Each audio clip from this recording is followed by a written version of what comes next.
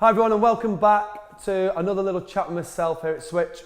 Right, we're going to dispel a few myths today, so we're going to try and knock out 3 or 4 of them all in one go. So first one, let's do some quick fire stuff. First one is fasted cardio. Is that best for us to lose body fat? Something that we're often told within exercise programs to do your cardio fasted first thing in the morning without having breakfast. Well, yeah, it works. It's a really good way in which we can access fats and work the body.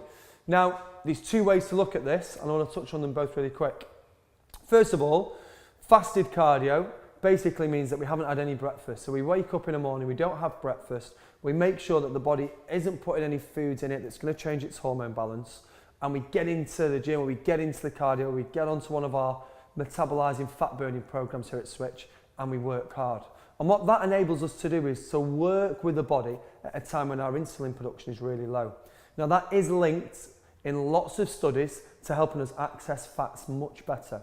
It also spikes our metabolic rate doing fasted cardio, particularly in the morning, and it lifts our metabolic rate and makes the body start working that little bit faster throughout the rest of the day.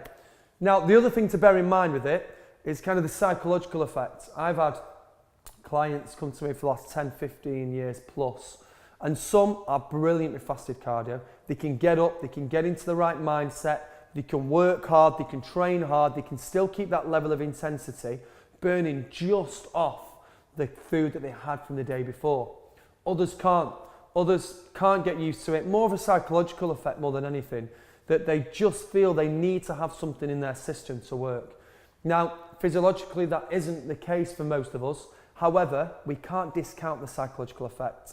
So you have to weigh up whether getting up in the morning still keeps your intensity exercise really high if you don't eat food, or are you finding that having no food in the morning means you're not exercising very hard? It means that intensity drops.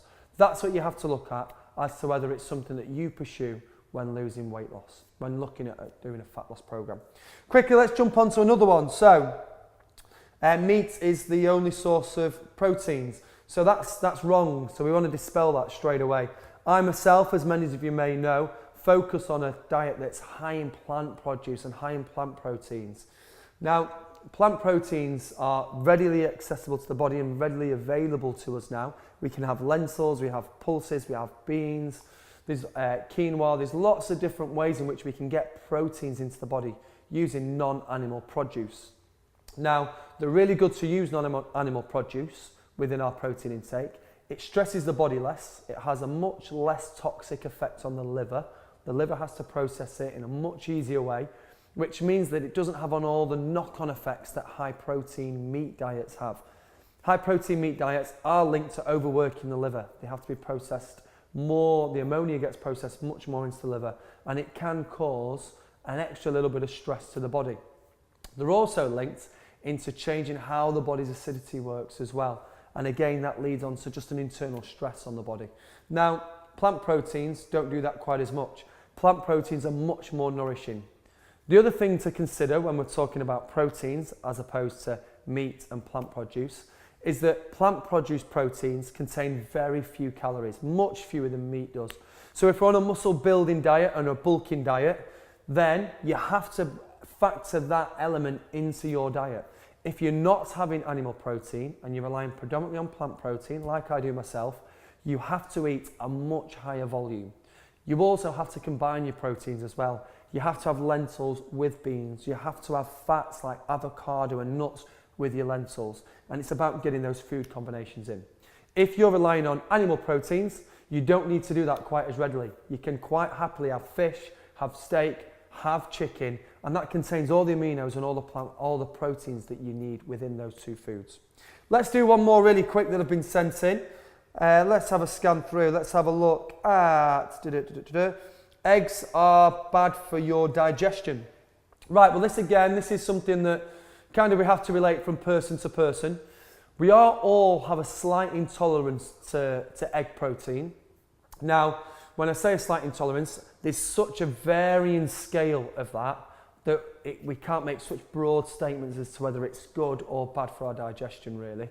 Now, those who have lots of eggs within the week and lots of egg protein, whether that's in the form of eggs or from a protein substitute that's made from eggs, Often they do report bloating, they do report poor digestion or slower digestion. So they go to the toilet with a lot less slower effect. So they eat foods and it takes longer to pass through the body. That isn't always the case, but it is quite common. Now, as I say, it ranges from person to person.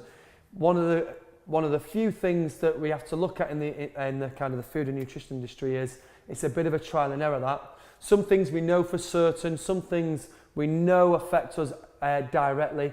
Others we just have to have a bit of trial and error, and it's a personal thing. Eggs are one of those things. For some of us, we can eat eggs every single morning. They don't have much of an effect on the body, particularly if we put them with a fat. That can help digestion as well. Some of us, instantly, 2 or 3 days, we feel that bloated effect. So unfortunately, it's one of those things that you're just going to have to try and work out yourself.